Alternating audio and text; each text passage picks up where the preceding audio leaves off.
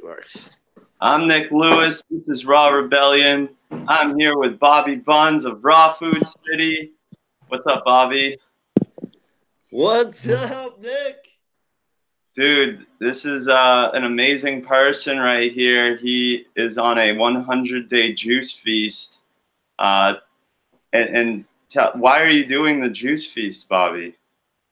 Oh, man. Why am I doing a juice feast? There's so many answers to that. This one in particular, I've always wanted to go to distance. And I've done so many juice fasts now, juice feasts, that I've never hit that 100-day mark. And I have this whole John Rose thing in my head that I got to do 100 days. How many have you done? I think this is number 12. This is definitely 12 or 13. What was the longest one you did before this? 60. Wow, that's still really good. Yeah, 60 days. And you've been a raw vegan now for how long? It was the summer of 2016. Okay. So almost 3 years. What made you decide to change your diet and lifestyle? Cancer. Really? Did you have my brother got diagnosed with esophagus cancer. A stepbrother, and I known him since we were kids. And I knew he was toxic.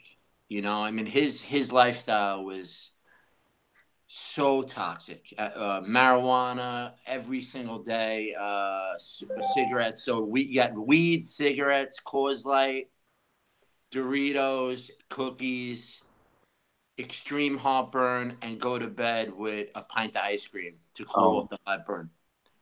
I mean, he was beyond. You would never know it if you seen him.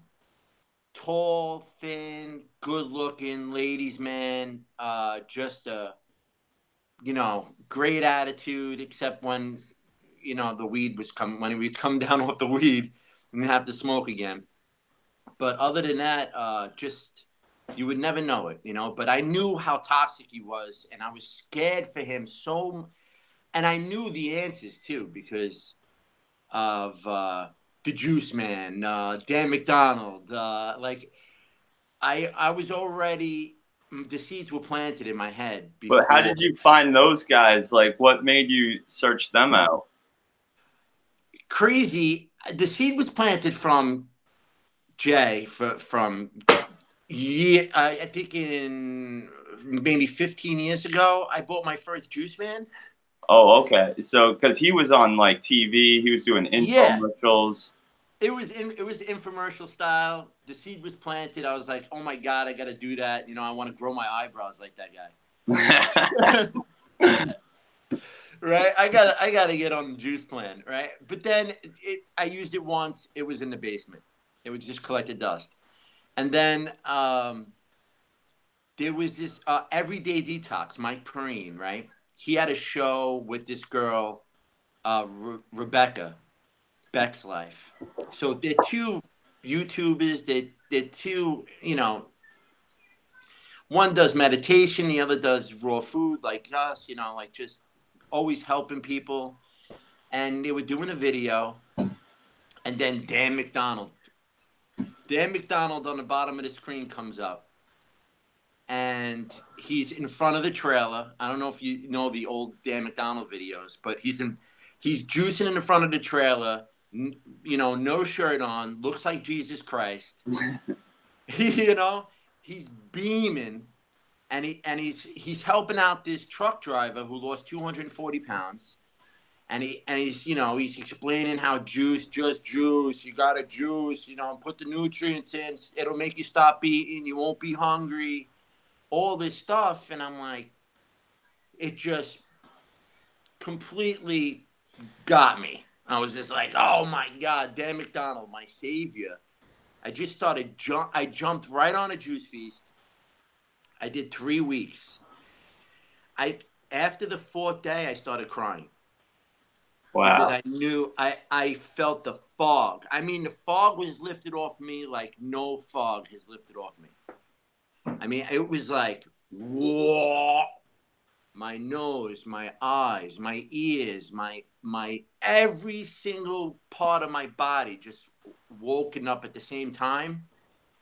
And it brought so much emotion that it was, I knew right there it was a life-changing thing, and I had it in my pocket forever. And then I wound up buying a bar on that high. I'm not even kidding, the third week on a fast, I was still fasting. My friend was like, hey, you got to check this place out. It was a music venue. I always wanted to have my own music venue.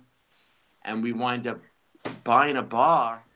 And I'm thinking, okay, I got this all under control. I get, and that was it. I took like a 6-year hiatus.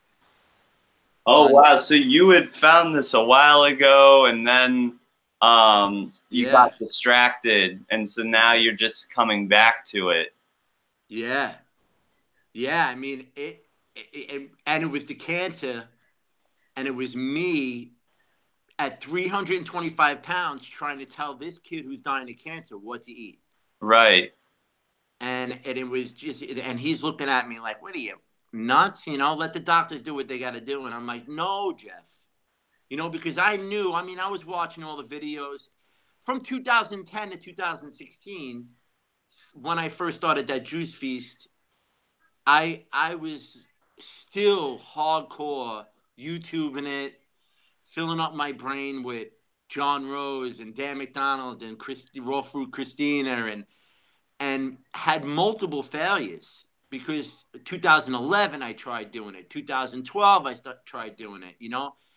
It was multiple failures. Well, try doing just juice feasting or the fully raw diet? Yeah, the raw diet. Like, just really trying to bring in the produce and throwing out produce. And like, how many times have I had a fridge filled with organic beautifulness and just wind up chucking it because I was never able to, I would have like these crazy weeks where I'm doing it. And then, next thing you know, I'm filling up the garbage with stuff that should go in the garden, Man, I know how that is. I definitely had some, I hit some valleys on that mountain as well, Yeah. and it's incredible how, a few years ago, I would have walked in a grocery store, and if I walked through the produce section and looked at the wall of green stuff, I probably wouldn't have even seen food. You know what I mean? It wouldn't have even looked like it was edible to me.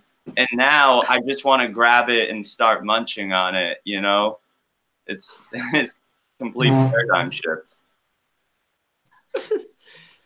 It really, yeah, because now I walk in, exactly, I see produce and I'm drooling. Right, you just know it's full, how good it is, full of nutrients. You just want to throw it right in a juicer, and yeah, it's. So can you give us like just to clear up the timeline a little bit? You were 325 pounds. Yeah. And how long ago was that? That was 325. It was 2016. 2016, okay. Like the winter of 2016 is when I really tried to help Jeff, because Jeff was going through the whole thing, and here I am, like, and then it turned into me. But the real nail in the coffin, and no pun, Jeff is kind of my Jesus Christ now, right? He had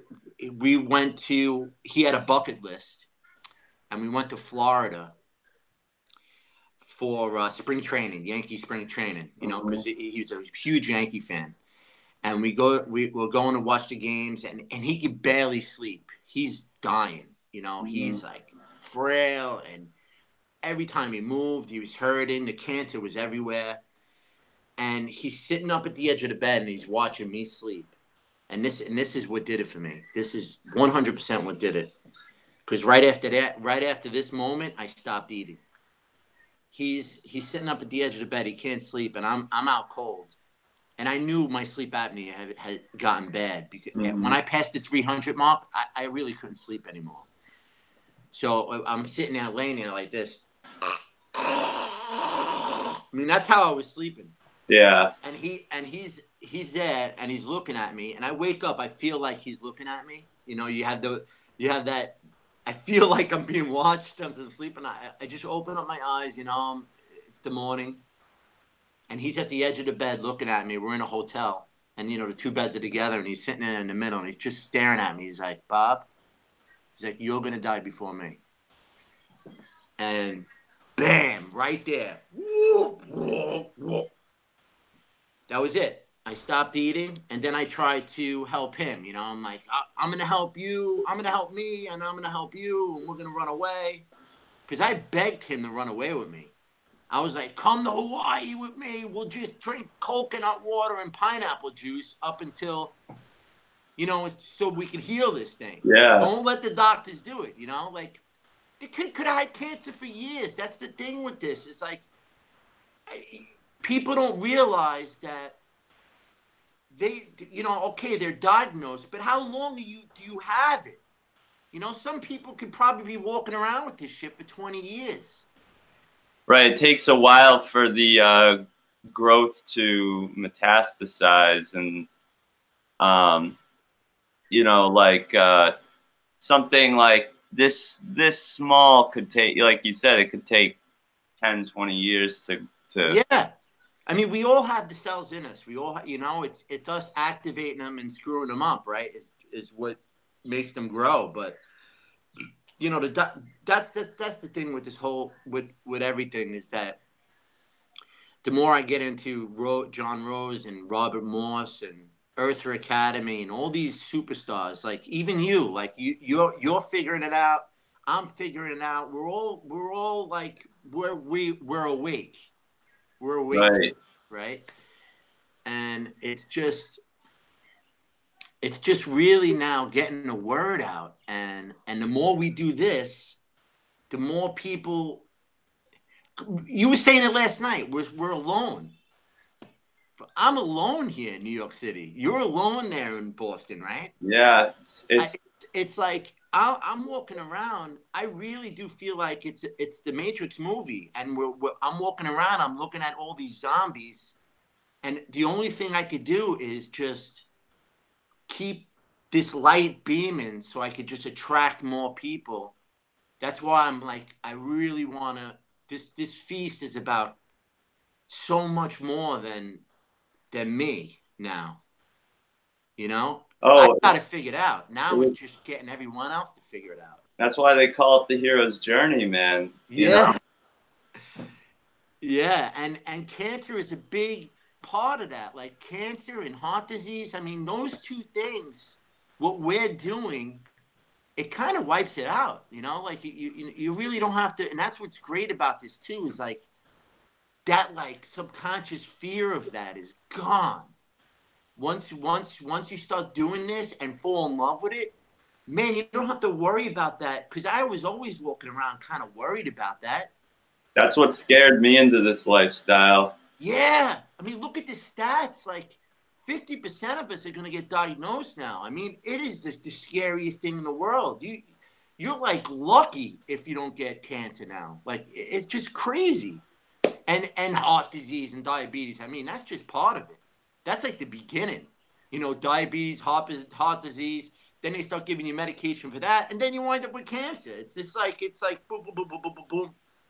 You know, it's the scariest thing in the world, and I just got to keep the 10%. You know, John Rose has this whole 10% mark thing that's just go right, and it's me and you wouldn't be here right now talking about this if the 10% wasn't growing. No, it is. It is. I mean, Juicing Mama is a testament to that. You look at her group. Look how fast that Facebook group blew up. It's got like over 2,000 people now, and they're juicing, and I guess a lot of them are eating raw food, and they're seeing the results. I mean, she's one of the. I think she's one of the greatest, you know, examples of how this lifestyle can change you, and you too. I mean, look, so you have it's been 3 years now. You were 325 pounds. Your brother-in-law said you're gonna die before me, and he had cancer. Where are you at now with your weight, with your health, and where is he? Where's Jeff? Yeah. Jeff passed. Jeff passed. And you know what's funny? He said that from this, and this is how crazy law of attraction works, because he always partied. You know, he was a heavy partier, and he always said that he was going to die before he was 40 years old, even at young. He's like, oh, I'll never make it till 40. You know, we used to talk about old age, and he was like, I'll never be there. So it was already in the cards for him. You know, what you put out there, it's inevitable. He affirmed it, law of attraction and all that. Absolutely. So that's what wound up happening. He turned 40, and then he passed. 2016. So October 1st, 2016, he passed. And I just kept it going. I did not stop. And it's so crazy too, because 2 days before he passed, I went into the hospital, and they didn't have him in hospice yet because he was still fighting. And he finally, you know, the priest came in after me and my sister went in there, and we met with him, and he was still like, you know, he didn't want to. He's the strongest guy ever too in the end. Unbelievable. You know, didn't want to show me anything was wrong. You know, just talking about nurses and his time in the hospital. Oh, this lady's doing this and this lady's doing that, and can I get some ice cubes over here? And like, I mean, the kid hasn't eaten, and you know, because this is oh man, so much happened during that time that woke me up. Never mind the juice feasting and me trying to get healthy to get him healthy, but me understanding more about death and what the body does fighting death, and his body, he's naturally now dry fasting and fasting just to stay alive, right? So like naturally, because his body cannot eat. And I'm like, well, wait a minute, why not? And it all makes sense. Like, why not do those things before you get sick? Or like, you know, like, or if you're getting sick, just heal yourself that way, because his body was trying to heal at the end, naturally, right? And he could have probably lived. I mean, if he didn't go into hospice, because once you go into hospice, it's basically like, you know, today's version of Kevorkian, right? They drug you up. They drug you up to the end. Yeah, they overdose you. Yeah. I mean, that's what it really was. I mean, but it just gave me more understanding of that. And so he passed, and I just kept going. And you know, I was down like 50, 60 pounds, maybe even more, maybe 75 pounds by that time when I saw him on his last days, because I walked in, he was like, whoa, you know, like he's seen. Right. It was almost like he felt like, oh, all right, you know, like I don't want to make this a selfish thing, but he definitely was looking at me and going, yo, I did it. Maybe him, like his words, maybe that was where he had that moment where, man, I really sunk into this kid. And that's how I feel. I mean, he just changed my world. And I wound up selling the bar in 2016 too. Like everything fell into place. I had investors come in and push me out. I mean, it was just wonderful. And then once I was out of there, I was like, well, now I'm just gonna go deep. I'm gonna literally try to, because I knew too, getting healthy, money grows on trees too. Like so I was doing that. I had all these perfect things in mind on what to do with this whole thing, and I've been slow at it. You know, I haven't really touched the business end of Raw Food City yet. I just want to just keep doing this. And right now, you're asking me where I am now. I'm 165 pounds. I'm really close to that. I haven't done my weigh-in yet on this one. That's fantastic. So I'm down. 160 pounds now. And how tall are you? I'm 5'10" and a half to be Okay. exact. So my John Rose, my God weight, I call it the John Rose weight. I should be 152.5. The same as Todd Baker, which is funny. We're both the same height. And he hit his goal of 152.5. I can't wait for that because I feel like that's where I'll feel functionally. That's, perfect. Because I could tell, like, I know. And you got to understand, I've been heavy my entire life. I had 1 year as a kid. I think I was like 10 or 8, 9. I forget what it was. I was really sick. And I was jacked up with antibiotics. My mom was just feeding me antibiotics, and I was skinny as a rail, and that was it. After that sickness, I was heavy my whole life. After that, That's unbelievable. I don't remember the last time I was this weight. You think maybe it's like the antibiotics changed the gut biome? I think so. Like, Candida must have just spread rampant, sat in there, and was just. And I was already like on a bread diet. Like, I think my mom. I think, it's funny. I make this. You know how, like, I give my kids, like, if I needed like a break, I give the kid the iPad. And she'll run on the iPad and do it. I think my mom back in the day would give me a loaf of bread or a big thing of Italian bread, and I just sit there and and just numb on it. And my uncle, my mother's brother, used to yell at my grandmother and my mother, like, "What? Stop giving this kid bread!" Like, he knew, like, back in the day that the bread was no good. Well, I always equate bread with kind of like crack cocaine, because if you think about it, it's very similar. They take a plant, they refine it into a white powder, which becomes super highly, like, fast absorbing because there's no fiber. So it goes right into the bloodstream, right? Gives you an instant rush. And they take that powder and they cook it into a rock, into a solid thing, which is the bread. Yep. So it does, I really think it has a very similar effect on the frontal lobe.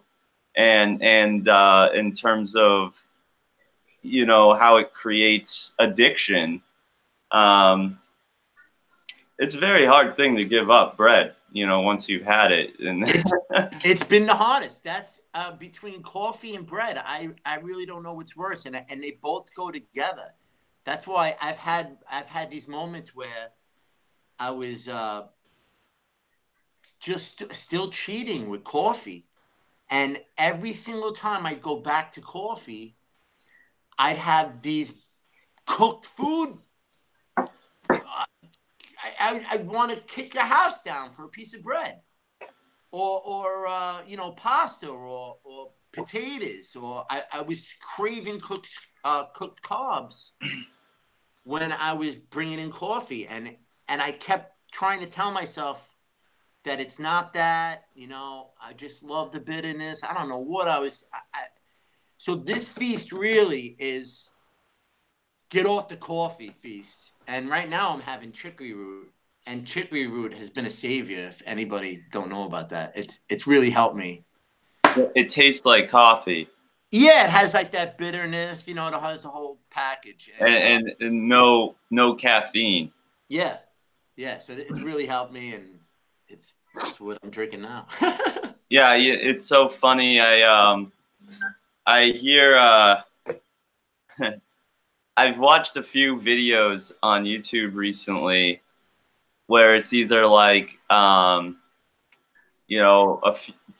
few different things you can do to be happy really quickly, or to make your workout more intense, and it's always like, drink coffee Like studies show a cup of coffee like makes you happy. Like maybe because it's the antioxidants. I'm like, it's because of the caffeine. Like you're yeah. If I do snort a rail of Coke, I'm gonna be happy. You know what I mean? Like Yeah. take a shot of espresso. Yeah, like that's an upper. That's a stimulant. And it always amazes me that like in these videos they never address the fact that it's simply A drug. you're getting high on caffeine and that's making you happy. So It's amazing. And you know, I tried to convince myself so many times that it's not the caffeine, that I'm not hooked. well, this is how addiction works. Yup. We run to denial to protect our pleasures, and reason becomes the servant of desire. Yes. Unbelievable. I mean, it was to a point. I felt like an alcoholic because I know alcoholics have done this. Like, you know, anytime they go to a party, anytime they go to a function, anytime they go anywhere, they're thinking about, I hope they have my drink, or I hope there's a bar close, or like even a funeral or a wake, or like whatever they're doing, they have to have that place to drink. That's what I was doing with with Starbucks. I was going. I'm taking my kid to a basketball game, and I'm going. Oh man, I hope that town had, you know, because he was in the traveling basketball team. Oh, I hope that town has a Starbucks. You know, like I hope there's something close. Like I was a drug addict. You know, I was addicted. And the cleaner I got, the crazy, and I'm sure you know about this. The cleaner you get, the herbs take on faster. So any type of herb, like if you're trying to, you know, if your system's absorbing now better than ever. So when I started cleaning up and then bringing coffee back in, I'm getting a real buzz. Like coffee's now doing what it's supposed to do. Like I was like drinking coffee and going, oh yeah, oh yeah, you know, like I'm like, well, yeah, your tolerance had gone down.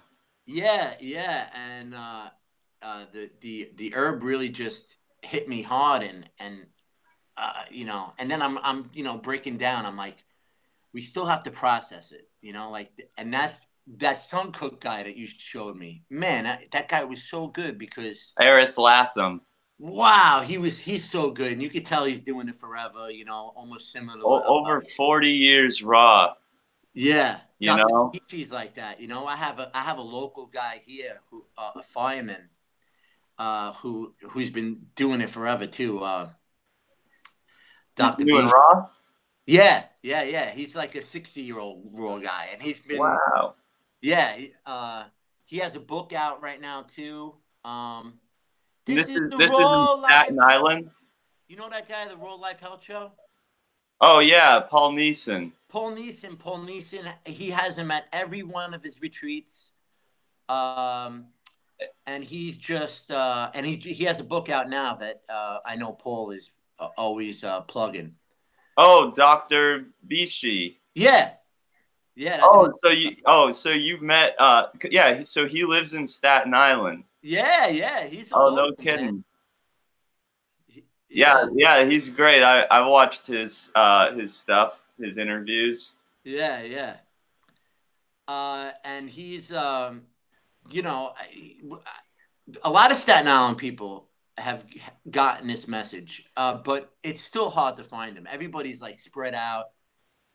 That's why the internet is so important for this whole thing. Yeah, and you know, I also find that it's hard to find the people that are into it that are kind of down to earth, you know, and that sort of understand it from a, you know, like I get it from a spiritual aspect totally. I'm a spiritual person, but I feel like there is actual physical science involved that is very important to understand for spreading the message. And what I see a lot of, and I'm not knocking it, I'm not saying that it's wrong, I'm just saying that it doesn't help, in my opinion, it doesn't help spread the message, where you have everyone that's like into the crystals and you know, the I don't know, the very metaphysical aspect of it. Once again, I Yeah. believe in metaphysics. Yeah. I'm just saying that's not how I would preach it. Now, to be fair, medical medium has done a very good job spreading this message that way. Yes. I don't think it's necessarily um, A bad thing. You can't it's not knock a that bad out. thing. Yeah. I would like to see us pushing more for the physical proof, which is hey, look, I have, you know, this green juice and it's got this many antioxidants and this, you know, all these minerals, and it's got oxygen and it's got biophotons and phytochemicals, you know what I mean? And Yeah. enzymes, and I want more of that. That's all I'm saying.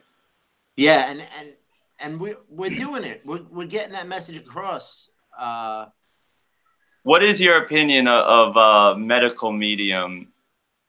Well, I wish I read so. I mean, I've heard of what's going on. I mean, it makes total sense to me. I mean, it's a great way to bring this to the masses. The celery juice is no joke. I feel amazing. I have a case in my fridge right now, and I've been celery juicing every morning, and it really gets everything moving. I feel alive as could be. It's really when I'm juicing.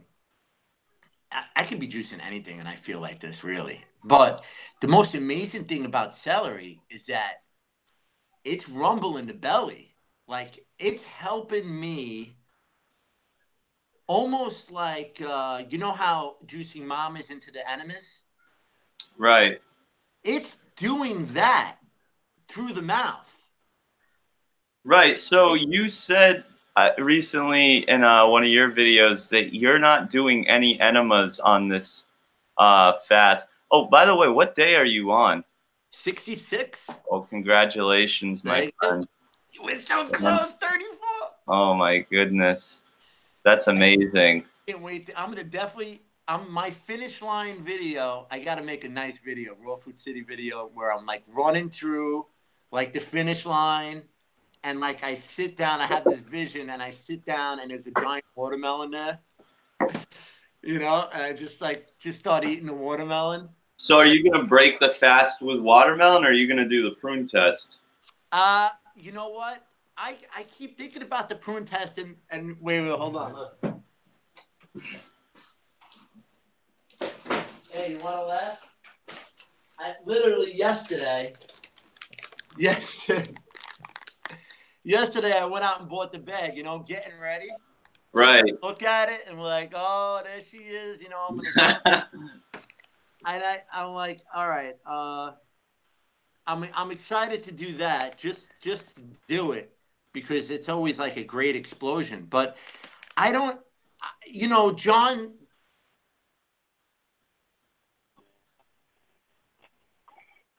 You still with us? I kind of lost you there for a second. Oh, I think he wants you to like kickstart the system, you know, especially if you have him going or you're using enemas and colonics to Right.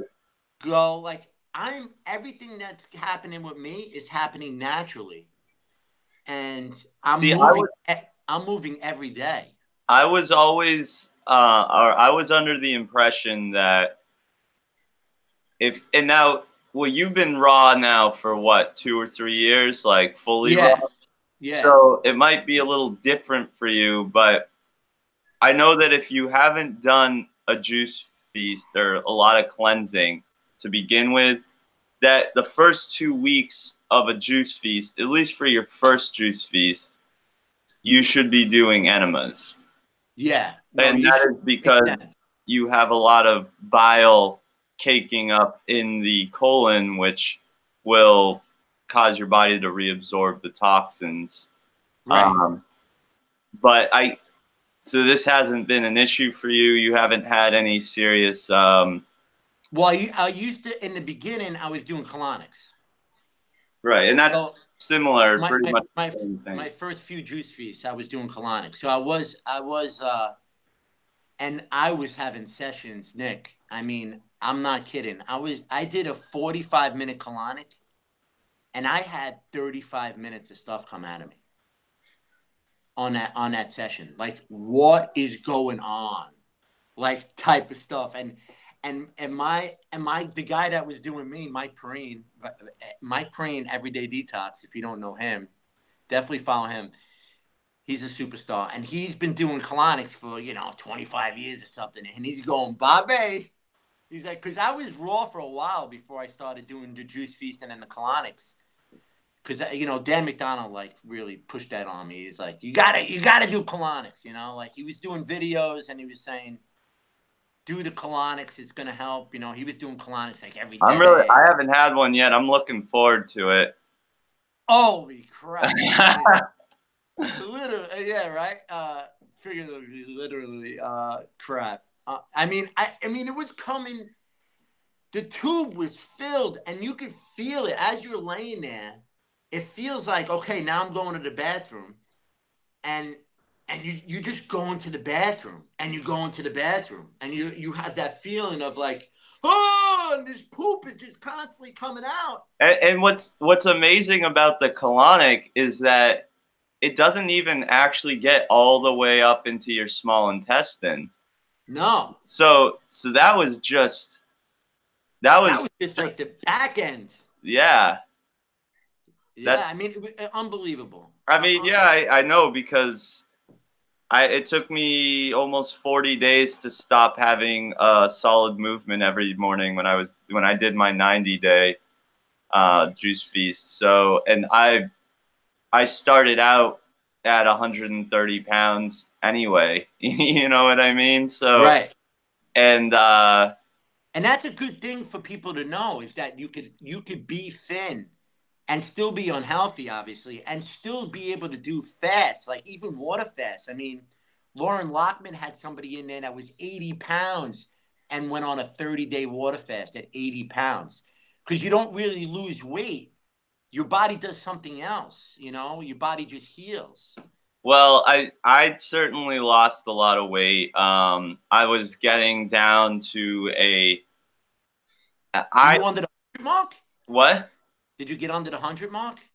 Not under. No, I got to 116.8 was where the last day of my. That's when I decided I was ready, because I wasn't drinking enough juice. I want to make that very clear that if you're drinking enough juice, you're not. Yeah, you're not gonna. You're not necessarily. You're gonna plateau at some point and possibly even gain weight. Yeah. If you're drinking enough. I wasn't. It's weird because I'm a really skinny guy, but I needed over 2 gallons of juice every day to maintain my energy and maintain my strength. I don't need that at all. I mean, probably because I'm heavy. I feel like I could get away with a half a gallon. I force in a gallon.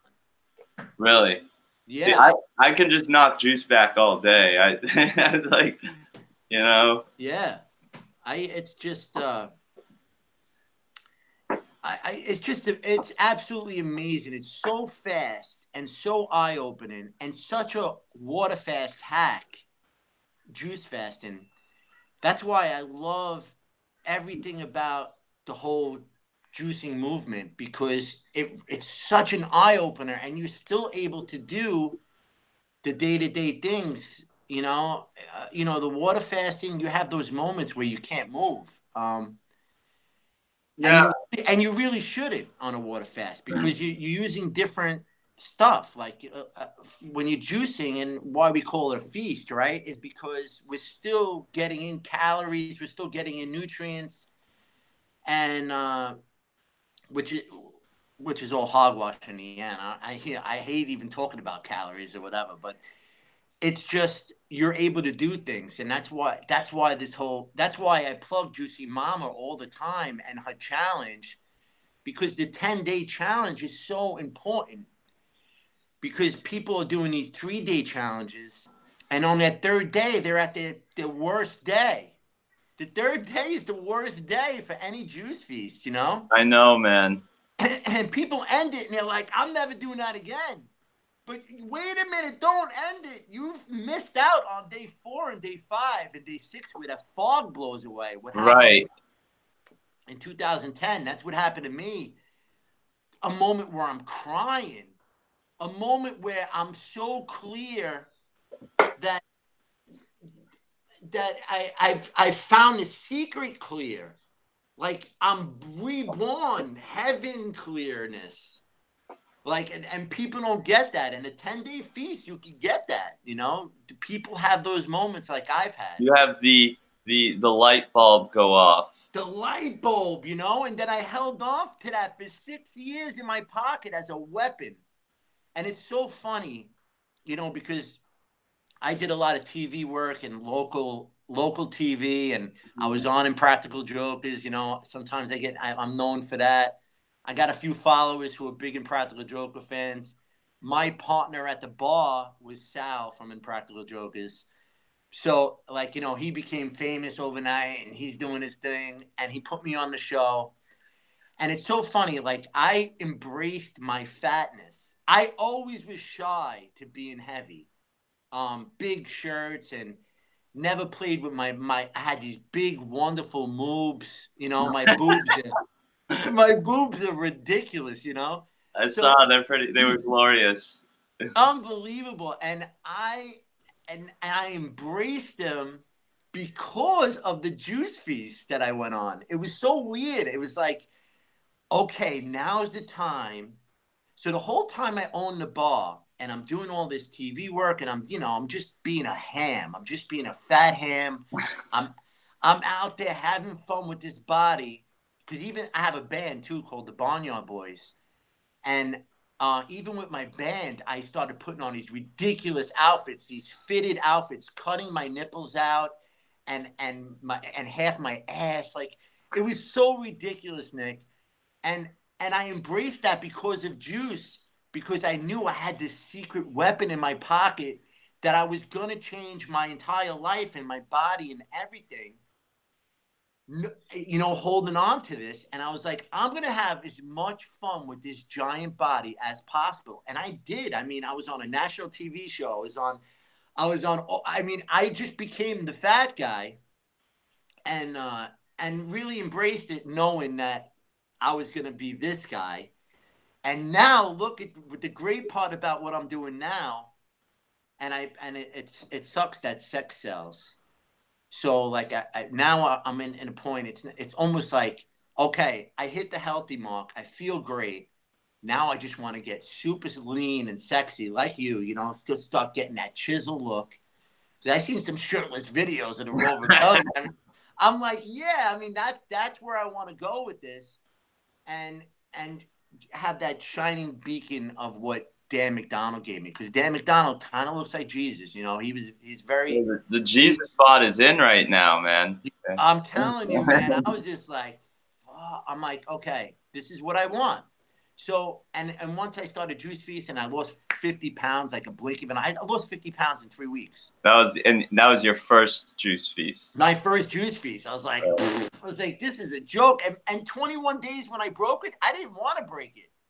I felt great. I was shedding weight, you know, like I only broke it because of the stress of the bar. I had no business being in business. And you know, it was one of those things where I just jumped in and I had no idea how hard it was going to be. So and that would fuel a lot of the addictive tendency. Oh my God, like pizza and beer in my face every day. So it was just. And it's amazing that people live on that. And you know, it's still now with this lifestyle, it still baffles me that.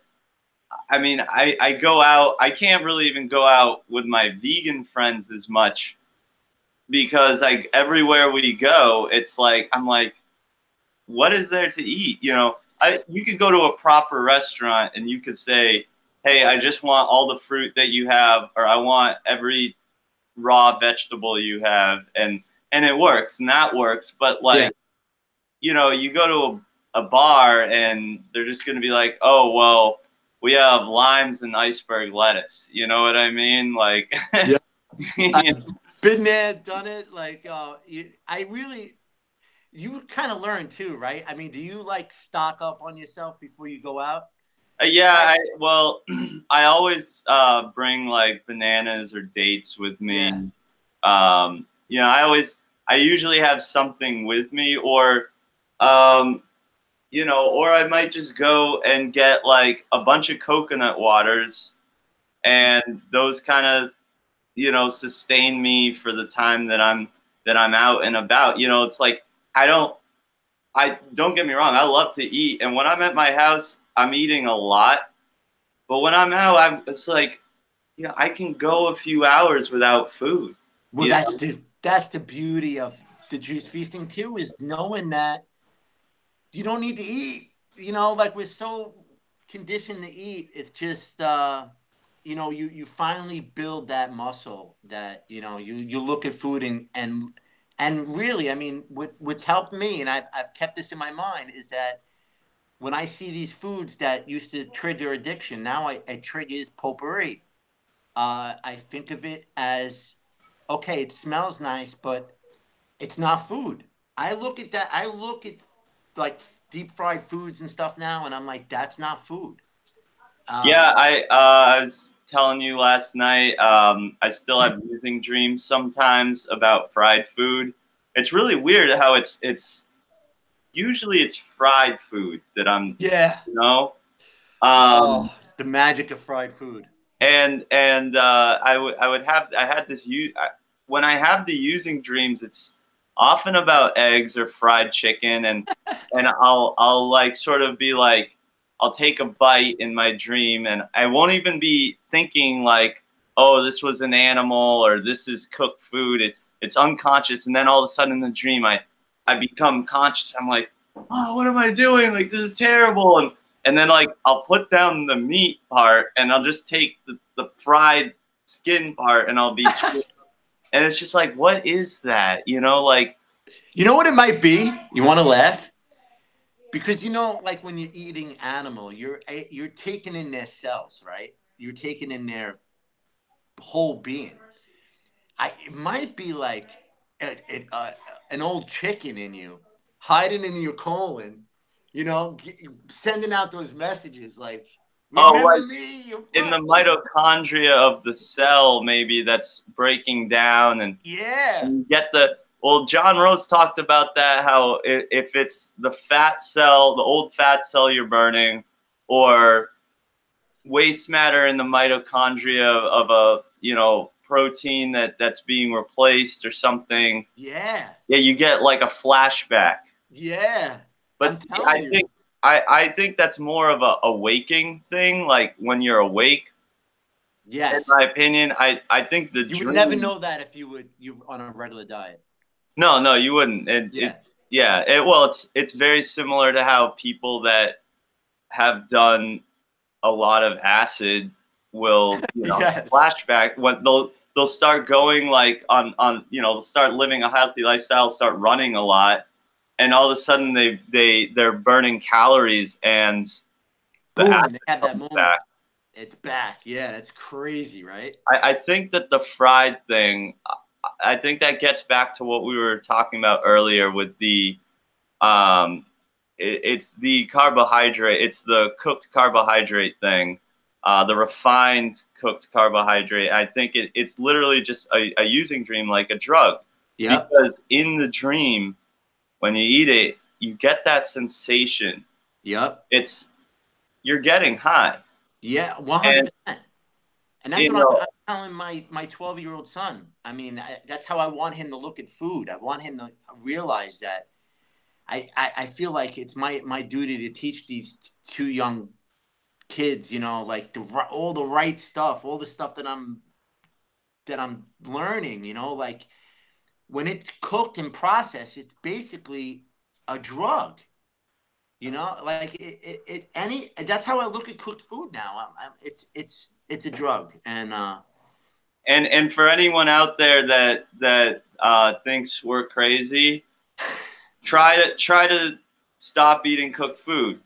See how long you can go before those cravings kick in. It's not just any drug, it's the most addictive drug on earth. It really is. The fall of mankind. Yeah, absolutely. Because you think about it, it's like, okay, if you could, let's say hypothetically, you could get away with having some steamed broccoli or a baked potato once in a while. Right. Maybe, and yeah. That's what we're doing. But that's a slippery slope. And it is. And if everybody had this mentality that cooking the food was wrong or the fall of mankind, think about where, like, would there be any processed stuff on the? Would there be Twinkies and Hostess cakes on the shelf? You know, would there be refined flours and all these all these processed things? That really, I mean, those are the most detrimental versions of the cooked food. Yes. But if we decided cooked food is wrong, none of that stuff would even exist. No, I mean, it would be wiped out off the market. And that's what's great about the whole 10% movement is that I know we're building up towards that. And you're just going to see the grocery stores, you're going to see that produce go into another aisle. And it's going to get bigger and bigger. And you're going to see like that. And basically all our supermarkets, my dream is that supermarkets are pretty much all Whole Foods, right?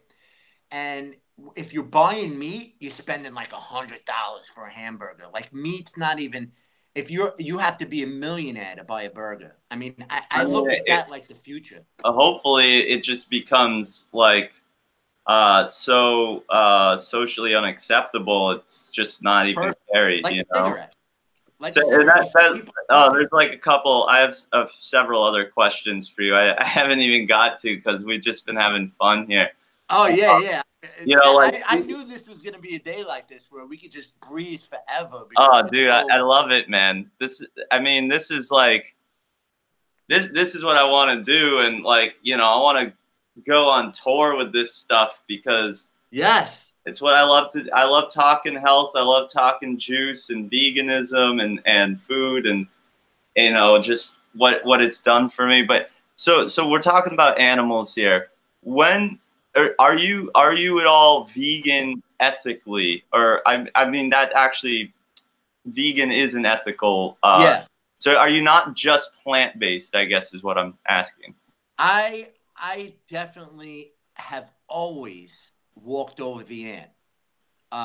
And I'm so in love with life that it was even when I was eating animals, I was stepping over ants because I didn't want to kill them with my shoe. Like I've always been like that, picking up bugs and enjoying them for who they are and not treating them like, you know, like it's just so that's always been a part of me. But I had the blindfolders on, you know, because of the way we grew up. So yes, I was so happy to do what I'm doing because it always made sense to me. I was just handcuffed to the drug. But when I broke it, it was just like, yes. I have to admit though, I sneak in honey sometimes. So I have to work with the honey because my daughter has it a lot, and I do sneak it into my shakes and stuff like that. But other than that, would you be open to me sending you some information? The whole honey thing about honey and off the whole bee thing because you know, like, and I'll just like do the whole maple syrup thing, maybe. I don't know. Yeah, I mean, there's lots of other alternatives out there. There's agave and raw agave, all that. Yeah. You know, date paste. You can just make date paste. Paste. Yeah. What's wrong? And that's the sweetest, most delicious fruit on the planet, right? Dates. Yeah, just make my own date paste. Totally. I see it, you know, I see the honey is becoming we're kind of in the vegan scene, and particularly in the raw scene. I think people, because that's the thing about the raw movement, is a lot of people don't come to it ethically. They come to it because they want to heal. So the animals aren't really considered in that scenario.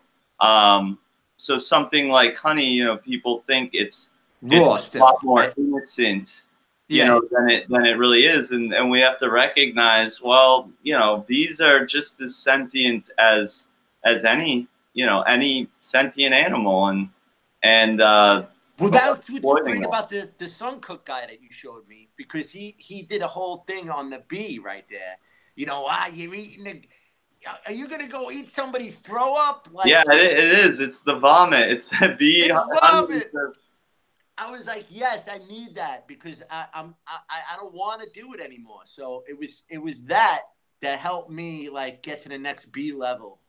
You know, like just get rid of it. You know, there's no need to be a part of that. Especially and the same thing with meat and stuff. There's no need to be a part of that because we have plants that do what that does. You know, like just get out of there. Right. Yeah, it's all we leave the animals and their secretions out of the diet. So that's good. You made some great progress. You know, just so now you probably heading more towards that ethical vegan. Yeah. Yeah, and and well, I have a few other questions here. Moving on from ethical veganism, you one, I want to know what your favorite juice is. I want to know how you when you are eating raw, what a day of eating looks like for you. Right. And I have more questions, but yeah, let's start with those. All right, my favorite juice is definitely the lemon ginger blast. Everything about that juice, when I drink it, I feel amazing. And it's so weird that I haven't really, on this entire feast, I've been really sticking to this system that's been working, and I don't want to leave it because I'm going, right? So I'm having the Todd Baker V8s at night with the garlic and the onion, and it's making me break out a little bit, but I it's making me move, and the celery in the morning is making me move. So I'm doing like celery, orange juice, V8 has been my thing. But uh and in the orange juice sometimes I'll mix like spirulina or Corella or something like that, like like a super green. I'll stick in there. But other than that, Do you love spirulina? I find that I love spirulina. it's becoming a love affair. Everything now, the whole juicing, everything that I'm juicing, I'm just falling in love with more and more. Like my taste buds are expanding as we speak. Like in the beginning it was more medicine, and now it's like it's becoming like a You real crave it. love. Yeah, Yeah. it's amazing what's going on right now. I And would have never imagined I could crave a green juice like it's years unbelievable, ago. right? Oh man, I'm like drooling just thinking about celery now. Like my it's so funny. I have the Green Star Pro that I don't even touch because I think I need to get rid of the Breville altogether. Like just throw the Breville out because it's such a powerhouse. And it makes juice like this, and Oh, I know, man. I'll tell you, at the end of my feast, I had already put my Green Star in the basement, and I was just on the Breville. I did the Breville. I mean, but it was just at that point it was like I was fed up. yeah. You know what I mean? And it's like I felt like I had done like 2.5 months straight on the Green Star, and I'm like, I put in my time with this. You know what I mean? Like, like put it back in the my. garage. It's weird. It's like a Lamborghini. I got the Lamborghini garage. Whenever I need to go show it off, I'll show it off. And you know, if I need to heal somebody and somebody's dying in my family of cancer, I'll break her out of the garage and we'll heal that person if they want the healing. But because it really, I mean, it makes total sense that the Green Star is going to give you a higher nutrient juice. You know, because you're not using the swinging 1,000-mile-per-hour blade. Right. But I mean, as for convenience, I mean, I'm banging down carrots. I'm putting like you know, like my Breville. I'm using a hammer. Like it's such a beast. I'm slamming down apples into it. You know, I don't even cut the apple. Just Right. bang. It's just such a fast beast, and if you drink the juice right away, you feel. No, it's good. It's still juice. Yeah. I don't think you're not losing everything. No. You No. know, No. and sometimes you need to do what's less than ideal to get the job done. You know. Yeah. And so back to the question, lemon ginger blast basically is an herb, and you know, so you got the lemon, you got the apple, you got the ginger, right? And that kind of takes the bitterness away from the kale, the herb like parsley, basil, or cilantro, and so habanero. That's all in this juice. So you got the lemon, the apple, the ginger, the kale, the habanero, the cucumber, and the celery.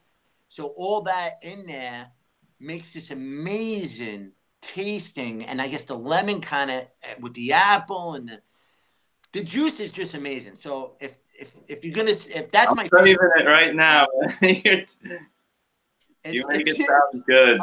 Yeah, are you drooling right now? I am, man. Yeah, that's great. I gotta keep drinking. I knew that this would happen, so I had my juice with me. Like, you know.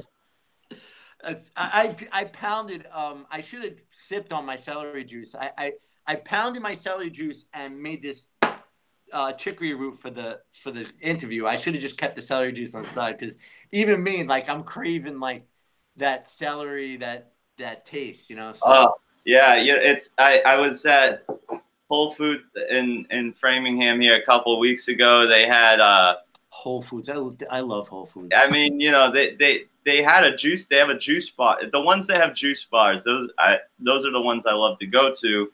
And they had fresh made celery juice. It was unpasteurized. It was 16-ounce bottles for $5 a piece. They only had 3 left, right? I bought all 3, and I'm just like, I drank one right after another. I'm just like, that's $15, right? Yeah, and I'm just like, who the hell could just drink one of these? You know? Oh man, I know. It's so good. It's so, oh my God. I just want everyone to be where we are. You know, I want everyone to live on our planet.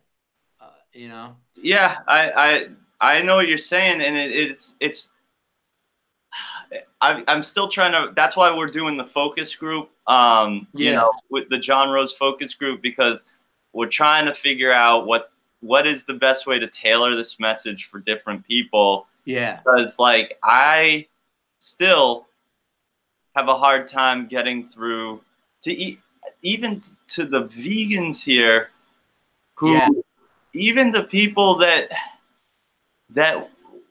are into raw food, they have a hard time. Oh, I can't do a juice feast. Oh, I couldn't be fully raw. You know, like I and I have to say, look, it takes discipline. It totally does. You know that it does. It's so. I'm not gonna say that it's been the easiest thing. But you know, being up helps. Like, so that's why, and it comes back to the juice feast again. And this is why John Rose is such a, you know, he's such a juice feast beast. Is that you're resetting. You're constantly resetting. Like, so I'm on my 12th fast, and like every single time I do it, I come back cleaner and cleaner and more, and crave the produce more and more, and knowing that I have this power, like it just doesn't go away. Well, So I am a you're reconstituting not only your gut biome, but you're yeah, rebuilding all of your cells yes, with that with with that that material. produce, and we crave what we're made of, and a lot of people don't really understand that, even though we all say sort of metaphorically, oh, you are what you eat, but no, you really are what you eat. You really are. Yeah. Yeah, and that's what's going on. That's the most amazing thing, right? Because look at the energy we have right now. It's bright and early in the morning. I mean, back in the day, 8:30 in the morning, I would have been like, yeah, fuck yeah, you know. I would have thrown a cane at you. You know, leave me alone. But like the energy, the life, the natural, even my timing, like I want to go to bed earlier, like everything has changed. So much has changed, and it's all through juice, really. It's all through juicing and resetting and constantly, you know, and all those rebuilding phases, because I've went through phases during this. So, but once you have that power, once you've done a 10-day juice feast and you have that power and you know it's there, every time you come back, you get better and better, and you just care about you more and self-care and everything, and you simplify it. And that's the beauty of it too. Like you don't need as much anymore. You know, all the things that you used to think that you needed. Like I would go buy the whole entire produce section. Like now you don't need as much anymore. Everything is simple. And to answer your other question, what I do in a day, I mean, it was so simple when I'm refeeding. I'm like juicing. I mean, if I start heavy, I'm heavy throughout the day, which is not a good thing. And my system, the best system that works for me now is starting light. So celery juice, you know, orange juice, any type of juice in the morning, and then in the afternoon, that's when I come in with the smoothies and stuff like that. So I'll juice, or I'll have a lemon water, then I'll work out, then I'll have a juice, then I'll have a smoothie, then I'll go into the salads. You know, so like my salads have become epic raw food chef salads. Like Tanny Raw is a great example of a great salad dressing, because if you become a chef of your salad dressing, now you've figured it out. Like you could really, and it's so simple. People don't realize they could throw celery, avocado, and a pepper in the blender and just make the most bomb dressing. You know, a little garlic, a little oil, like not oil, a little garlic, little onion, you know, like and just oh, it's so delicious. The dressings, And you and can taste it now too, because you yeah, well, have that's these it. new You're taste cleaning buds. up, yeah, and then you enjoy it so much more. And I'm just so happy to be. I'm just so happy for today. You know, I also structure. I have like this whole thing with my distilled water too, because I have a distiller, and I make a gallon a day for my family, and it's been a blessing because I pray now. Like I never used prayer in my life ever, and my whole water structure process is I'll pinch a Celtic salt, or a sea salt in there, or a pink Himalayan. I'll pinch it in there, and I'll stir. I'll have a wood spoon, and I stir in my water, and then I pray on the water. And then you know, it's funny. I pray in the water. I bless the water. I'm like, you know, keep my family hydrated and healthy, and I do that prayer. And then I take that wooden spoon and I throw it. I throw the water, the distilled water, on my calendar. Right. My wife has this giant calendar of all the activities my kids do in a day. It's like crazy. I have the whole schedule up there, and I hit the calendar with the water, and I pray to all my close family members, and I just like I thank you for today, thank you for this month, thank you for 66 days, you know, and I'm just so thankful, and it's become a really great part of my day. Uh, you know, making this water. You know, because there's prayer involved with it. You know, That's like beautiful. I'm structuring my water. I say a little prayer, and my whole day is just like boom. It's just you know, it's just a miracle what juice feasting and raw food has done for me, and that's all I want to do is just constantly inspire people to get here, just to do a few days, And and that's why I plug Juicy Mama all the time. I'm so glad that she did what she did. I'm so glad that I met her when she first started juicing, and like I must have put a picture up on Juicing for Health that sparked her click to YouTube because she watched a few of my YouTube videos, and you know, because she needed help at the time for her 100 day, and I was trying to do my 100 day. I failed on that. She went the whole distance. I only made it 90. I jumped off on 28. You hit 90? I hit 90. But Yeah, you yeah. know, I mean, but 90 I is still, great. the thing is, I still had to juice every day. 10 days after that, it's just I hadn't Right. started incorporating the solid fruits. Yeah, yeah, yeah. The high You water know, fruits and stuff. Yeah. So you kind of, I mean, if you hit 90, you're right there. You're at the distance. well, you know, it's like I said, at that point, I honestly couldn't afford it anymore. Yeah. I wasn't getting 2 gallons a day. I couldn't afford to lose any more weight. I was starting to dip into my lean muscle mass for energy. You Yeah. know, I was like very single digit body fat. I mean, I loved stepping on my you know, my electric scale, and it would say like, you know, 7% body fat. And That's I all. love seeing that, but it's like, no, but I'm also 117 pounds. You know, no, it's not good. I want to get down there. I'm telling you that those are because that's my goal now. My goal now is to go. It's a picture in my head. I have a vision board.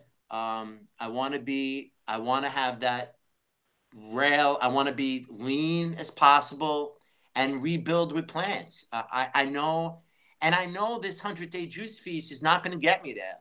You know, being on day 66, I kind of have like a vision of where I'm going to be at And 100 you know, days. and even you do the 100 days and all that, you can still do all that other stuff, eating solid food, eating plants. You still juice a lot. Yeah, you still. Yeah. Well, that's where I want to do. Well, I also know how powerful water fasting is and dry fasting, and I haven't really touched on it. I only did like one day, and I really want to bring my body into a ketosis state to, I think, which would help my skin. I know dry fasting and water fasting is a skin changer. I, And I've heard that. You have a lot of loose skin yeah, from, and yeah. I made a video yesterday really showing it. yeah, So I saw that. interested on that, you know, So take a look. they're yeah, they do say that. Well, either way, there's been case studies of people, even probably heavier than you were when you started this whole journey, who did like, I don't know, like almost a year of water fasting or something, only because they had, I don't know, they were probably over 400 pounds and they Yeah, had all that skin. energy to burn, but the skin shrunk with them. Yes, and the skin is, you know, the more research I do, the skin is actually food. So if I'm okay, let's just say like I'm not losing any more weight, and I just have this 20 pound bag of skin. I know when I start water fasting, see, because I feel like the juice fast is doing its job. It's its job, but just slower. You know, like I might need to like maybe mess with the juice fast a little bit more, where I start pulling in less fruit. I mean, I could probably figure this out with juice, maybe like a celery juice feast or something like that, where it really goes into the skin more. But I know if I get into that ketosis state, I know it's going to eat my skin as my body's going to start eating those dead cells, you know, because it has nothing else to eat. Well, all I can say is if you do decide to do a water fast, I would highly recommend you be supervised medically. Yeah, that's Um, what I want to do. I want to go to and, Lauren and Lockman. anyone who's watching this needs to understand that Yeah. you can't just jump into a water fast. I wouldn't. I'm not knocking Lauren Lockman or any of these other guys, but I am saying that these people, and I'm not saying that medical doctors are great for healing disease either, but if you We know where that goes. what you know about fasting with at least being supervised by a medical doctor, if anything were to happen, at least you're safeguarded. Like there's people like that have gone into water fasting with not realizing that they actually had infections back in the gut, bacterial infections that ended up because their kidneys were too damaged. Right. The water fast caused them to cleanse so quickly that whatever heavy metals they had built up harmed their kidneys, and now the infection could not be cleared, even though they were on a water fast. So Wow. they went septic. And you know, I watched a story about that last night. Really? And you know, another example is Tim Sheep. He had a bacterial infection in his gut that biofilmed while he was on a 35-day water fast, and then he came back to eating, and it just blossomed again. So it's not a panacea, and there is a place for allopathic medicine in that. And this is what John Rose would talk about, where the science meets the art, you know, and you know, so understanding the science is very important. Clearing up, before you do the water fast, you get a blood test. You just get checked out, you know, just make sure you don't have any of these things going on, because if your kidneys get hit too hard with the detox, they're going to get overwhelmed and they're going to start, you know, shutting down. So you want to just be careful with that. That being said, water fasting for the majority of people that are sick is probably one of the best things you can do. Yes. Right. Yes. And I think that I'm setting up. I feel like I'm basically setting up for a better water fast. Like if I would have done this 3 years ago, I might have had to. I mean, who the heck knows? You know, like well, John talks really about that. He says like you can start with the juice fasting so that you don't detox too quickly and damage your organs. Yes, yes, and that's the beauty of a juice feast. Is that, you know, it's a slow version of a water fast. It's just a slower version. I think you probably. What do you think? Do you think it's a third? Like let's just say the distance for a water fast is 40 days and the distance for a juice fast is 100.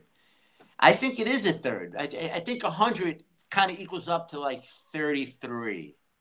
I honestly don't know, because I've never done any water fast. I did a 26-hour water fast to kick off my juice fast. So that's the only experience I have with it. That being said, I was amazed. Like you get a few points during that period, just like a little bit of hunger, where I was just like okay, I'm gonna just like ride this out, like take a few deep breaths, and then like, oh my God, like I have energy. I'm just on water right now, but I have energy. And this is what I hear people saying. Yes. I interviewed Happy Raw Rennie, and she did a 40-day water fast with her husband, and she said on day 30 she was just like jumping up and down with excitement and was ecstatic. And I'm just like, how do you you know, people act like, oh, like, you know, you go a few days without water or without food and you're gonna die, and it's just like, it's so no, ridiculous. like maybe if you're like emaciated, you know, but most people are have a lot of muscle and fat to burn, you know. Oh yeah. Oh yeah, that's how I look at it now. I look at anybody's stomach or anybody that walk. I was like, oh, you don't need to eat for. I'll look at them and say, yeah, you don't need to eat for like 3 months, 4 months. Yeah, yeah. Like really, and there's some people I look at and I'm like, wow, you don't need to eat for a year. Like there are definitely all over the place. People are walking around. I was like, if you didn't eat for a year, you change your whole life, and they don't realize how. And you know, how fast is a year? Come on, blink your eye. It's next year. Like just do it. Do it. Reset. Figure it. You know, just get the cojones to leave it alone for a minute. Leave it alone. And Well, that's all I we're want to do. learning about the willingness issue. We're going to be getting more into that in our focus group, and learning Yeah. about how to deal with people with addiction, which is the majority. Everybody. Excuse me. Yeah. Which is the majority of the world has now become hooked. And that, you know, I ask everyone I interview this question, which is, you know, basically, do you think that there is some conspiracy? I think the word is malevolent, right? Which malevolent is the bad one, benevolent's good, right? Yeah, Yeah. like malevolent conspiracy to keep this information from not only to keep this information from the public, but to keep people in this addictive state.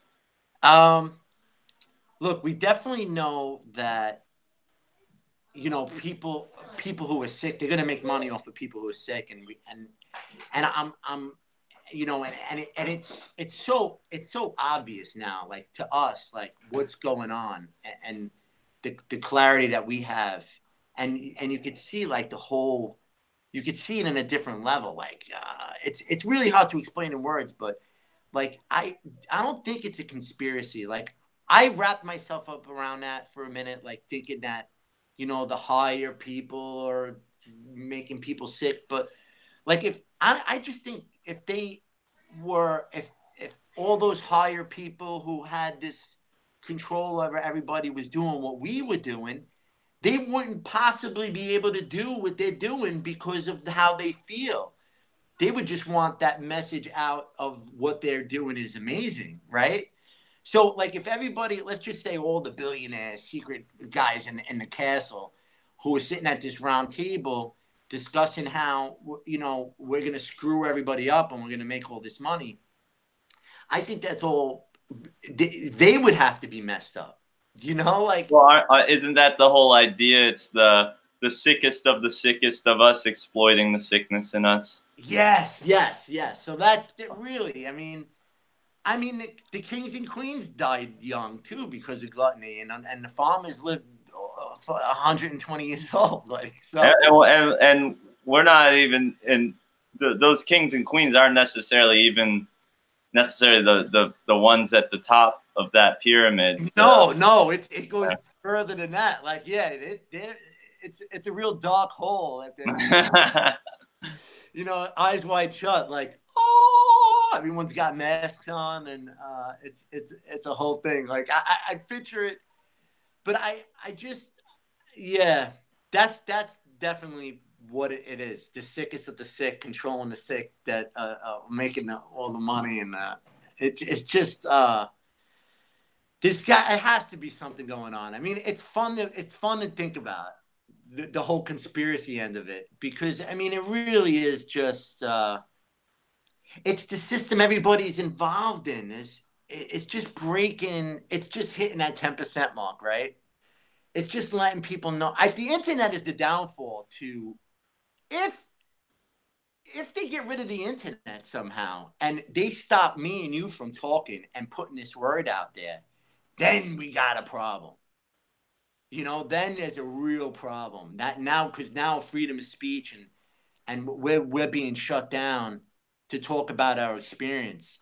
That's a real issue. But being that the internet is still wide open and this knowledge is getting out there, I just believe it's just a matter of time before we all figure it out. Because even like people like as stubborn as my dad, like you have an issue too. Like, you know, your close family members who are watching you thrive and shine still don't want to believe like the addiction is so built into their system, you know, old dog, new trick thing that they just can't get it. They just can't conceive of giving up what they grew up with. And I don't know. It's just, and the doctors are taught wrong. And Well, and they also can't. It gets to a point where they're usually when they're past middle age that they would not want to admit that they've spent their whole life doing something. yeah, wrong. You know, that would be such a blow to their psyche and their ego. it is. You know, you might have a mental breakdown. Robert Morse, yesterday's video. If anybody's out there, follow Robert Morse because he really does what we do. He, you know, he's a big grape guy. He wants you to fast. He wants you to eat grapes until you're healed. Kind of genius because it's basically the same thing as a juice feast or whatever. But it's like eat grapes, take these herbs. You know, the more you break down, you know, just a reboot to the system.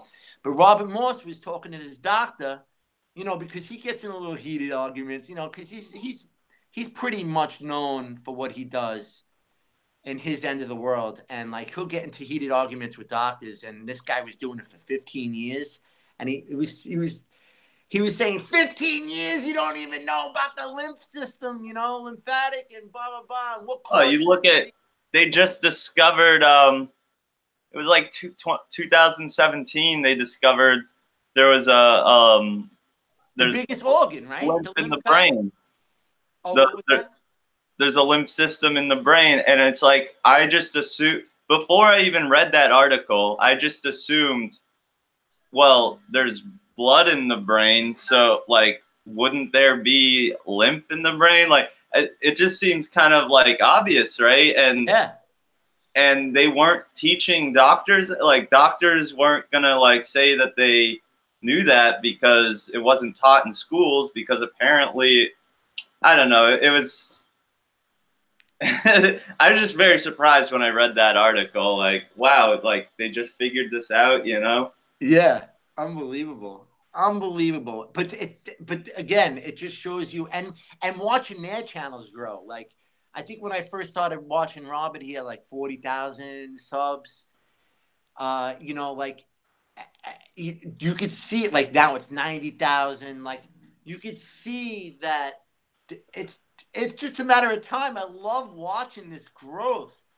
Even Christina, like Royal Christina, you know, John Rose's predecessor. You know, like he created that girl, which is, and now you know she's over 1 million subs, and I'm telling you, we're so close. Like us having this conversation, the system, it's gonna change. It's gonna change, and doctors out there now, they're getting into it, man. As much as I want to like bash doctors, I mean, I know for a fact the doctors killed my brother. I mean, but it's not their fault. I'm not gonna blame them.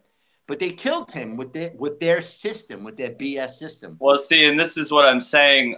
This is my opinion about the conspiracy is like they get useful idiots, and it's not necessarily the fault of the useful idiots.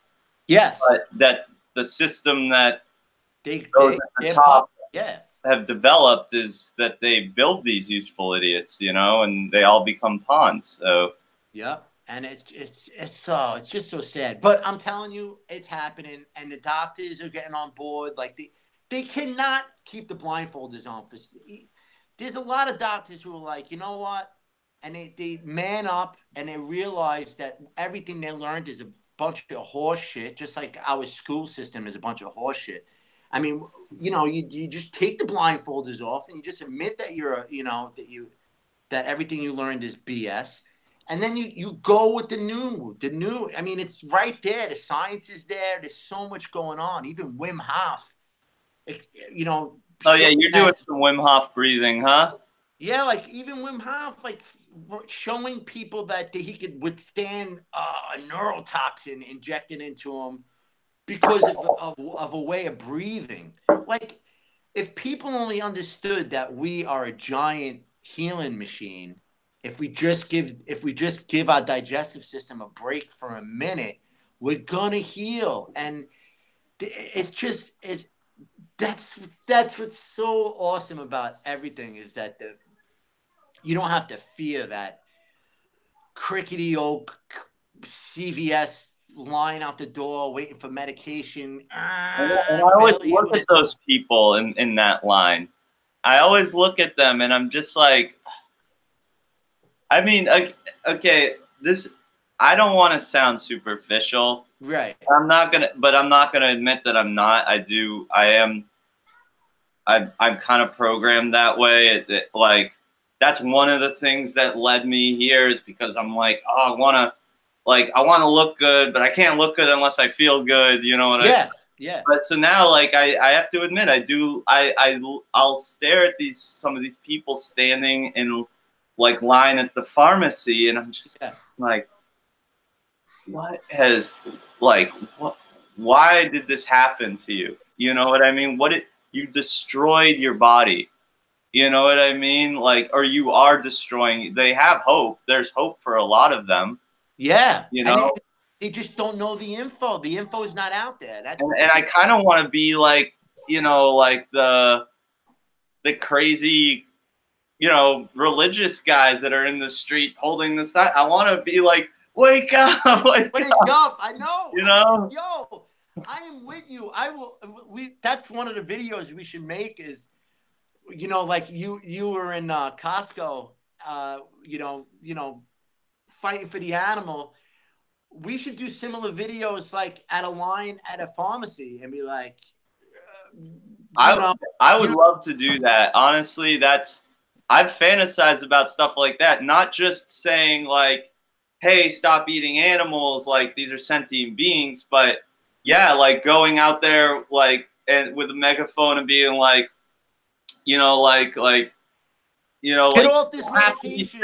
Like, start juicing. Like, ask me about juicing. You know? Yeah, and like really just and change lives. Because one of the things that I did when I first started Raw Food City was say that inspire one. I wanted to inspire one. It was all about that one person. And if I just keep that in mind, if I just stay on that route, because every single time that I sprinkle a seed into somebody, that person's going to grow into what I'm doing. He's going to inspire one. And it will just keep growing and growing and growing. And if we're online at the pharmacy, right, and we got the megaphone, and one person walks over to our table, or one person comes over and goes, yeah, I'd like to know about juice. There it is. There's the magic. I don't care about the 1,000 people that still go get their medication and you know, robotically go into their matrix coma. But I just want that one person, and that's what it's all about. And if you speak to 100 people, you will get that one person. So it's all about that. It's simplifying it. I do not stress about all the people who ignore me. I just make love to the people who want the information, and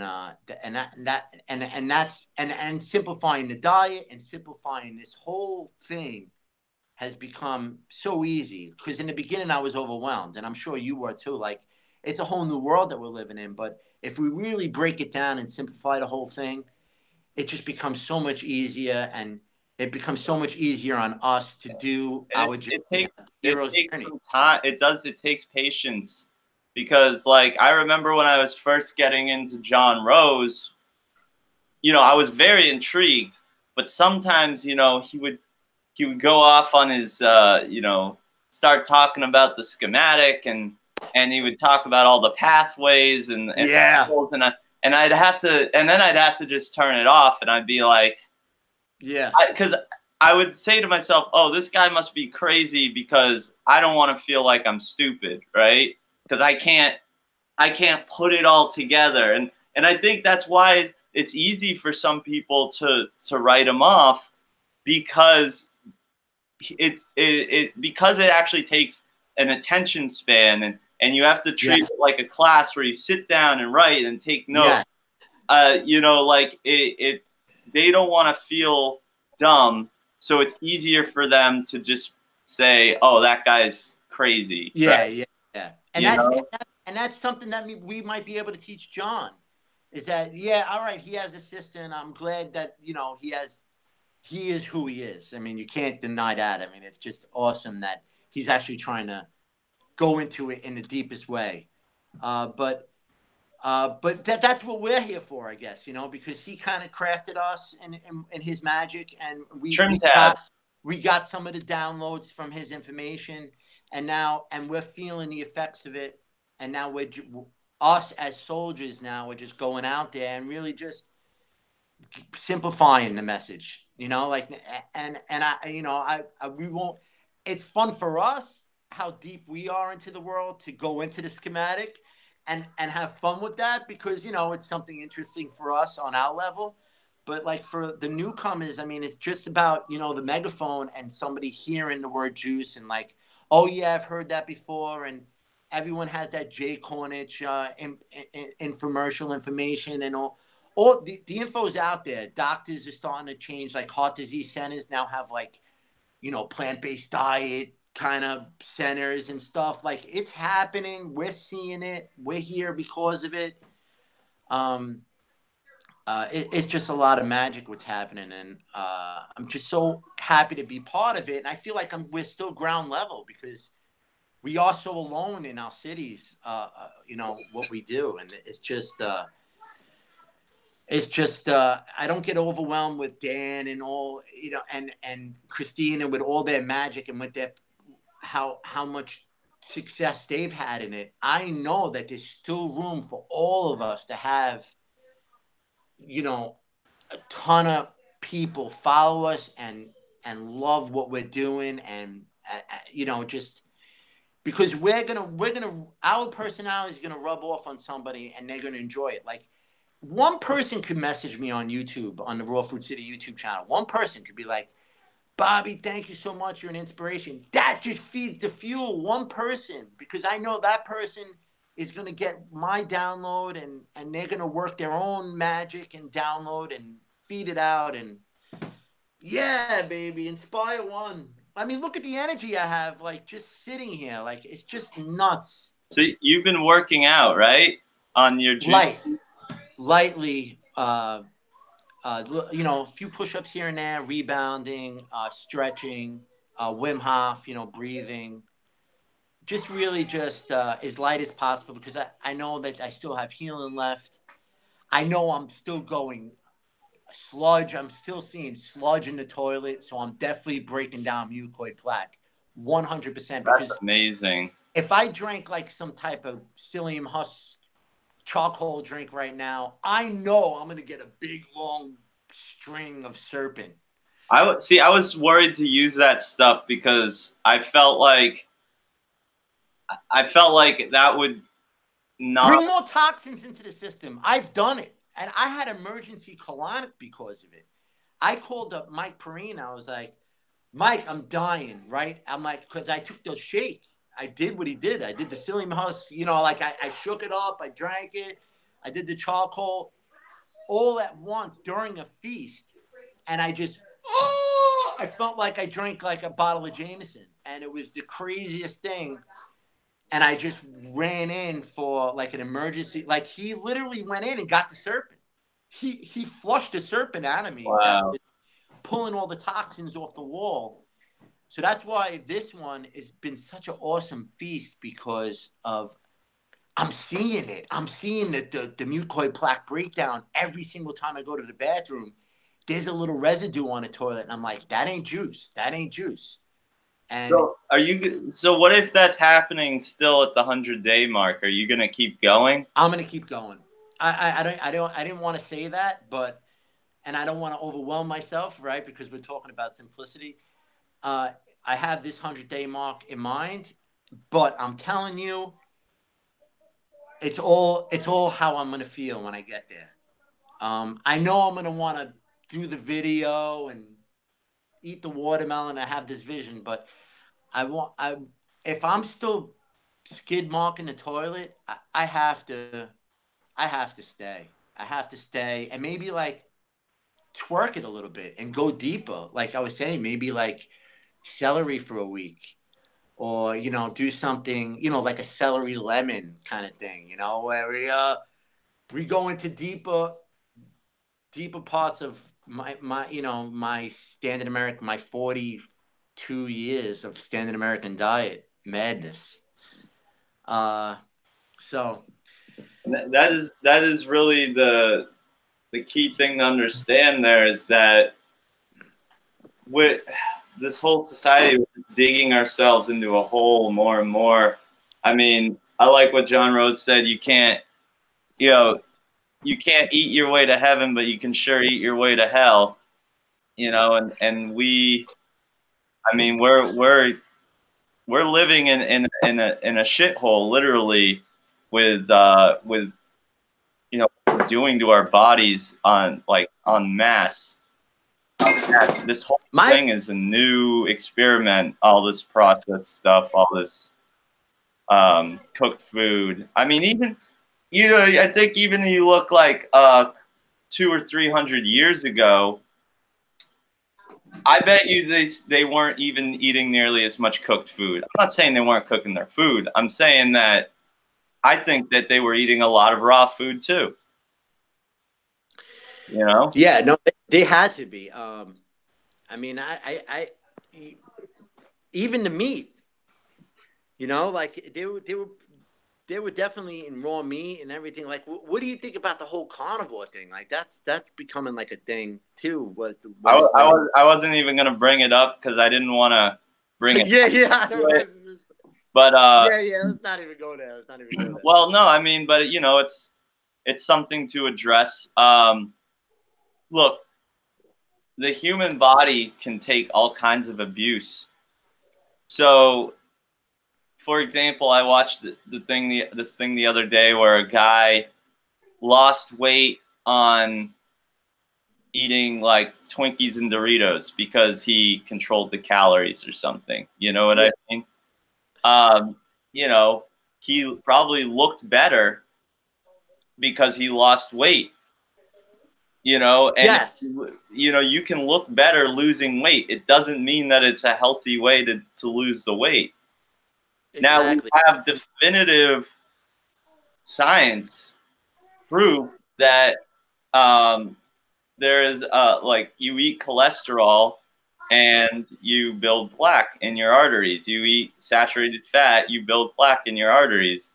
If these carnivore and let's say that the average lifespan of a human, not the average lifespan, but the lifespan that we should have could be 120 to even like 150 years old. Well, if people are dying of heart attacks at 50, 60, 70, 80 years old, guess what? They're not living to their fullest potential. They're not living long lives. They're actually really dying middle-aged. Yeah. And we don't realize it, and they say, oh, well, but, like thousands of years ago, people only lived to like 25. And it's just like, that doesn't, thousands of years ago, we could have probably also not have, they still didn't have knowledge of how to live. You know what I mean? That could have been knowledge that was lost 300,000 years ago, or 500,000 years ago. You know what I mean? So I had this craziest moment as we were talking about. You were just talking about like people not living, just dying half their age. If I had this flash of a moment, you're gonna love this. Me, right? hold on, you're breaking up. Say that again. We're both centauriums. Like we're in the hundreds. Yeah. And we're having we've lived another 60 years, and we're doing a similar style interview. Remember our first interview back then? Like, I had this whole like thing just now of us in our hundreds talking about this. So great. And you know, it's. I mean, that is great, and I would love to see that. But it is also important to note that, you know, when you do a significant amount of damage to your body, in your, you know, as you're developing, that can, no matter how clean you get at some point, that's still going to have a major effect on your longevity. Yes. You know, so it's like even a plant. You know, you can plant the same seed in the same kind of seed in two different soils, right? You can plant one in a beautiful organic, black organic compost that's incredibly rich and give it all the nutrients and play classical music to it, and, you know, treat it beautifully. And then you can plant another seed in like really dry clay looking dirt, you know what I mean? Like, and as long as you water it and give it sunlight, both will grow. You know, both will grow. One is gonna blossom and be beautiful and large. One is, it's still gonna live. It's just gonna look like shit, and it's gonna die a lot sooner than the other plant. Yeah. You know what I mean? So so we did have bad soil growing up. I had terrible, man. It affected me. I had all kinds of stuff going on, but I mean, I'll get into that with you later, you know, in another interview. But so that's important to understand, is that there's irreversible damage that is done. Yeah. That being said, I still would like to see us living. Becoming. We're gonna make it. We're there. I think we changed the soil in just enough time to comfortably hit 100. And if I die, I want to die like Paul Bragg, man. Like he was. Oh yeah, and even Jay Cornish the same way. I mean, the guy was running on the beach the day before with his 40-year-old wife and his 2 teenage sons. Like, the guy was like what, 98, and just died in his sleep. I mean, of just, you know, okay, now it's he died with a smile on his face, you know. Yeah, I mean, unbelievable. I mean, that's of course, that's the plan. I was joking with my kids the other day. I was like, so what are you gonna think of my second and third wife? They're like, what are you talking about? I was like, you know, I could marry again. You know, the way I eat, I could live to 250 years old. Absolutely. And you know what? Paul Bragg died. He died 94 in a windsurfing accident. Oh my God! You know, that was Paul Bragg. You know, he was like out there. You know, but yeah, like Jay Cornish. I mean, like, yeah, he was like, when he was 55, he had this beautiful young wife, and that was before he even became like super rich or anything. So like, you know, it's just saying. That's why they say, like, in you know, in the islands, ital is vital, you know, and it creates livity, as you know. And this is like some of the stuff you hear from Eris Latham. Yeah, you know, that's the ital diet, and you know, they've been talking. This is ancient knowledge. Gnostics talked about this. You read the Essene Gospel of Peace. Jesus talked about that. You know, raw food, raw fruits and vegetables. But I wanted to ask you, because you mentioned you were in the entertainment business, and that's definitely obvious because you're hilarious and your Thank you. show is awesome. And I was on this one of your last videos. You were playing a song because you said you were a musician. You were playing piano, and I love the song you play. When you come to Raw Food City, the sun is your chef. And I was like, okay, that song has been stuck in my head And I'm like, is there more lyrics to that? Are you gonna put that out? Tell, like, what's going on with that? I definitely want to go in that direction. Similar to the vegetable police. It just sucks what happened to him and the whole meat thing. And I feel like he knows it's wrong. But Well, not only does he know it's wrong, but he's actually he's refused treatment because we know we have a very good idea about what. I don't know if you follow Goji Man at all, but Goji Man has kind of made it pretty clear that a lot of these carnivore dieters actually have gut dysbiosis or SIBO that is preventing them from breaking down the oxalates, histamines, and salicylates in the plants. right. And that's why they feel better when they eat the meat, but they're just giving themselves like heart disease and cancer. So it's like I just don't get it. Yeah, and they I don't know want he to knows take the it's wrong. treatment because they don't want to. Once again, it comes back to this whole psyche thing. If you have to come to the terms with the fact that there is this objective morality, that you have been committing an evil, in my opinion, evil for a good portion of your life, and that you've fallen back into it again. Come out of that, you might end up having some kind of psychological issues, you know? I lost you there for a second. My wife started the truck and her Bluetooth picked up. I lost you like I'm that. just saying, like, you know, their psyches can't handle the fact that they're part of an atrocity. Yeah. You know? Oh man, it's just it's crazy. I don't. The whole yeah. My God. Yeah, we could do another hour on that because it's really just.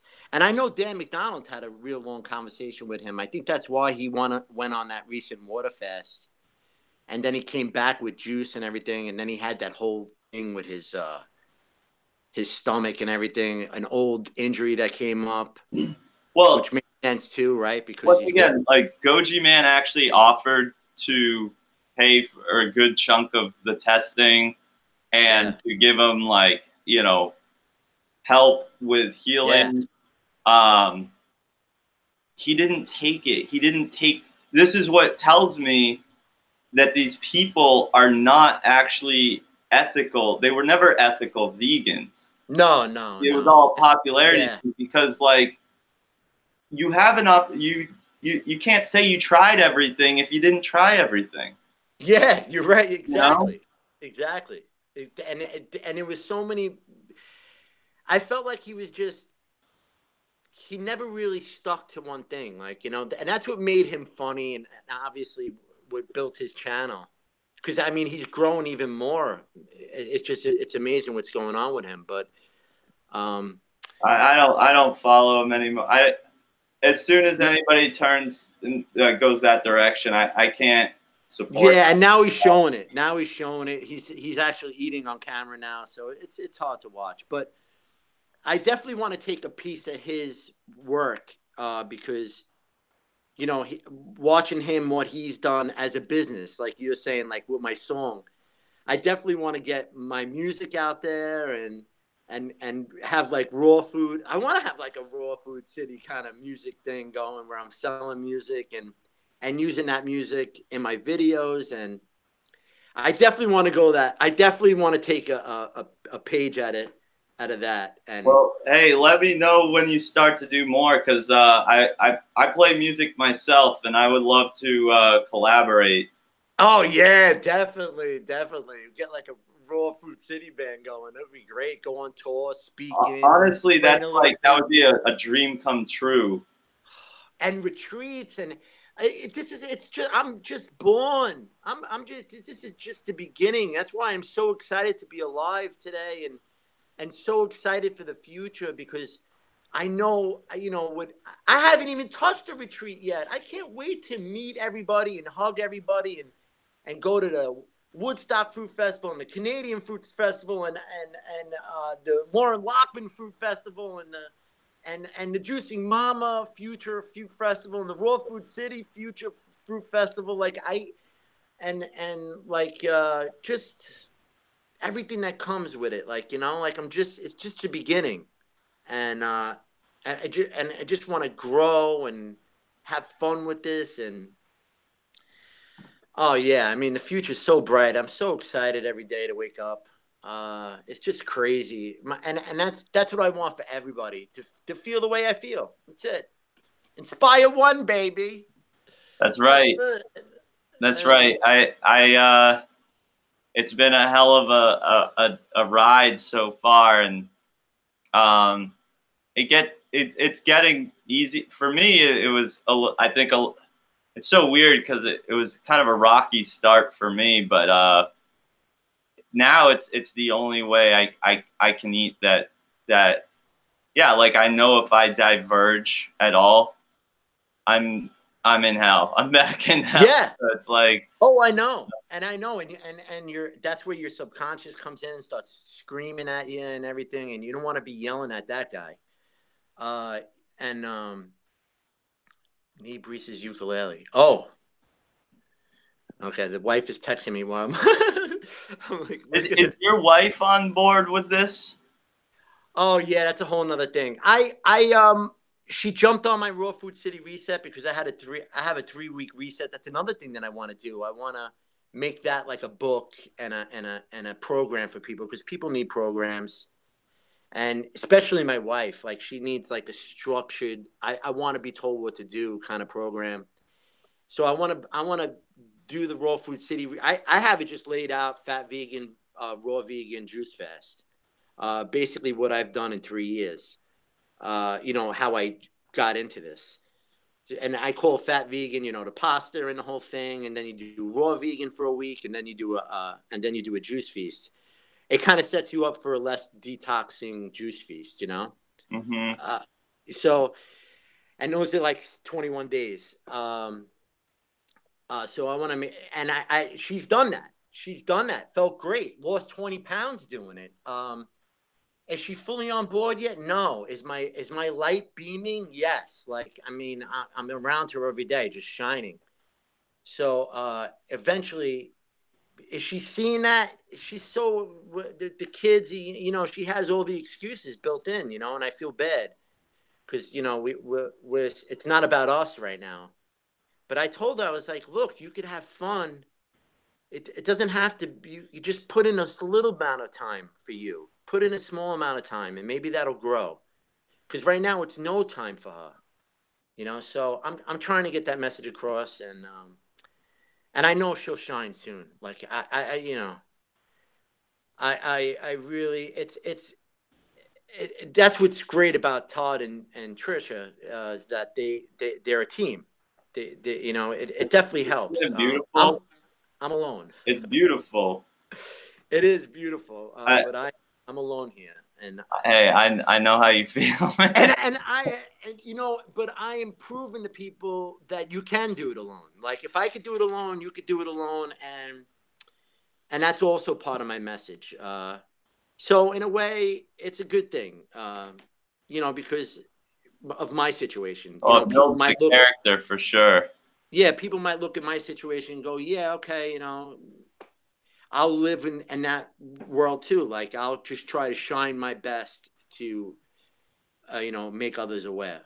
And that's why I'm in that sexy mode, you know. I just want to just really just physically just completely change. And look at you. I mean, I see those pumpies coming out of your shirt there. I mean, that's and that's what I want. I mean, I want that big, beautiful vein coming across my bicep, and eventually I'm going to get there with raw food, and that's and my message, you know, will sink in a little deeper to people, and that's why I want to go. You know, I just want to build and sink and get everybody on board. But how long have we been? My ass hurt. I had to stand up. Gotta be going. We're about We're a little over 2 hours now. Oh my God! I knew it had to be something crazy like that, because my ass hurt like if I was in a movie theater.